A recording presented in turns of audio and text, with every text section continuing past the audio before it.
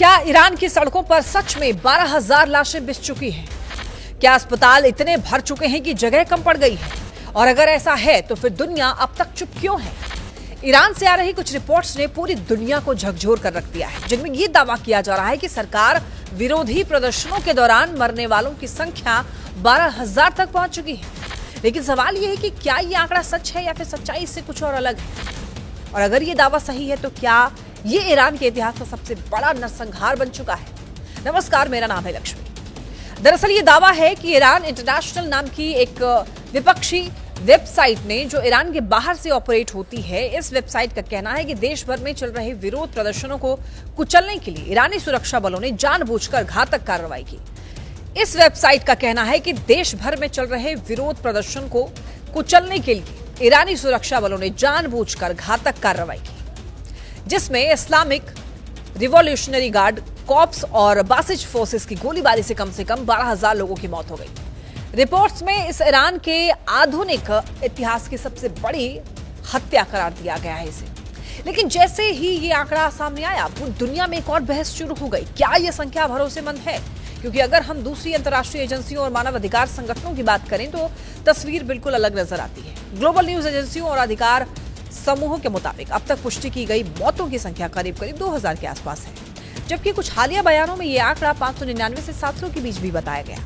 ऐसे में सवाल ये उठता है कि 599 से 2000 और 12,000, इन आंकड़ों के बीच में इतना बड़ा फर्क क्यों है? आखिर सच्चाई क्या है और कौन सा आंकड़ा सही माना जाए? इसका जवाब ईरान की मौजूदा हालत में छिपा हुआ है। ईरान के अंदर इंटरनेट ब्लॉकेज, मीडिया पर कड़ी पाबंदियां और विदेशी पत्रकारों की सीमित पहुंच के कारण स्वतंत्र रूप से किसी भी आंकड़े की पुष्टि करना बेहद ही मुश्किल हो गया है। और यही वजह है कि ईरान इंटरनेशनल का ये दावा अभी तक किसी दूसरे स्वतंत्र सोर्स से कंफर्म नहीं हो सका है। हालांकि वेबसाइट का ये कहना है कि उसका अनुमान ईरान के खुद के सुरक्षा संस्थानों के अंदर मौजूद आंकड़ों पर आधारित है और इन्हें कई सोर्सेज से जुटा करके क्रॉस चेक किया गया है। ईरान इंटरनेशनल की रिपोर्ट में यह भी दावा किया गया कि सबसे ज्यादा मौतें 8 और 9 जनवरी की रात को हुई, जब सुरक्षा बलों ने कथित तौर पर सीधे भीड़ पर गोलियां चलाई।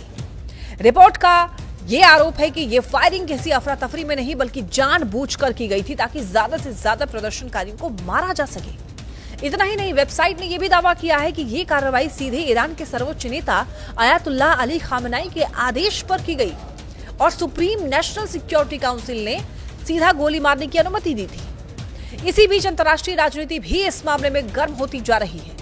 अमेरिकी राष्ट्रपति डोनाल्ड ट्रंप ने कहा है कि प्रदर्शनकारियों के खिलाफ हिंसक कार्रवाई को लेकर ईरान पर हमले की चेतावनी देने के बाद अब तेहरान वॉशिंगटन के साथ बातचीत करना चाहता है।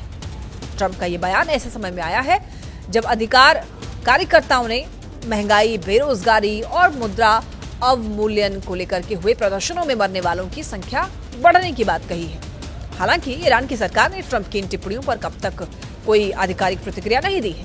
और ये पूरी स्थिति और भी जटिल इसलिए भी हो जाती है क्योंकि ओमान जैसे देश लंबे समय से अमेरिका और ईरान के बीच में मध्यस्थ की भूमिका निभाते रहे हैं और हाल ही में ओमान के विदेश मंत्री की तेहरान यात्रा भी इसी कूटनीतिक हलचल का हिस्सा मानी जा रही है। ऐसे में सवाल ये उठता है कि क्या ईरान के अंदर जो कुछ भी हो रहा है वो सिर्फ एक आंतरिक संकट है या फिर इसका असर आने वाले समय में वैश्विक राजनीति पर भी पड़ेगा? तो आखिर सच क्या है? क्या ईरान में मरने वालों की संख्या वाकई 12,000 तक पहुंच चुकी है या फिर ये एक ऐसा दावा है जिसे अभी पूरी तरीके से साबित किया जाना बाकी है? लेकिन इतना तो तय है कि हालात बेहद ही गंभीर हैं। जानकारी बाहर आने से रोकी जा रही है और सच्चाई तक पहुंचना पहले से कहीं ज्यादा मुश्किल हो गया है। शायद आने वाले दिनों में और सबूत सामने आए या फिर ये आंकड़े इतिहास के पन्नों में एक विवादित दावे के रूप में दर्ज हो जाए।